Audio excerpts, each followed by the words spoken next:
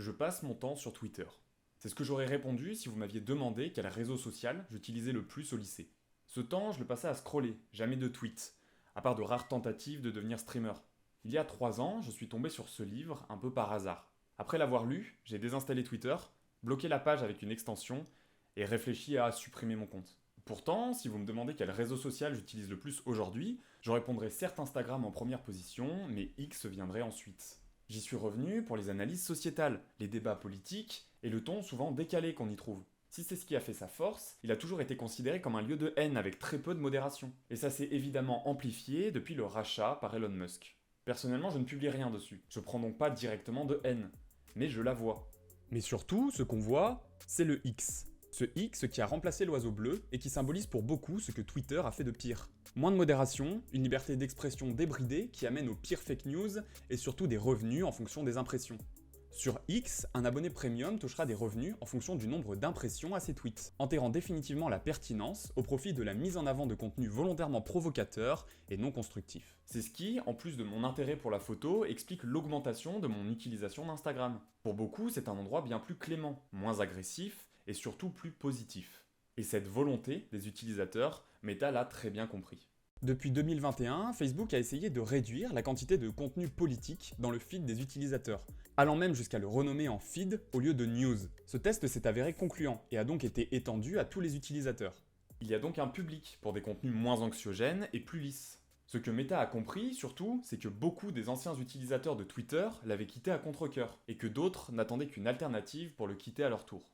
Si on sait faire un réseau relativement sécurisé, et que c'est ce que les utilisateurs d'un concurrent cherchent, dans ce cas, pourquoi ne pas créer le nôtre ? C'est en juillet 2023 qu'est lancé Threads, qu'on pourrait définir assez couramment comme le Twitter de Meta. Relié à Instagram et donc bénéficiant de sa base d'utilisateurs, le réseau permet les mêmes interactions qui ont fait la renommée de Twitter, à savoir discuter au travers de messages courts qu'on appelait à l'époque tweets.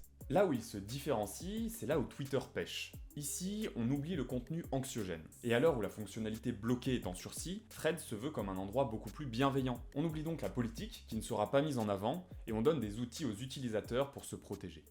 Je pense sincèrement qu'il y aura un public pour cette application, car un espace de communication textuelle, même à l'ère des vidéos verticales, ça a un sens, même TikTok l'a compris. En revanche, tout ça est cohérent à condition que X reste ce que Twitter a toujours été, ce qui n'a jamais été la destinée qu'Elon Musk lui réservait. 1999, c'est l'année où Elon Musk a racheté le nom de domaine x.com.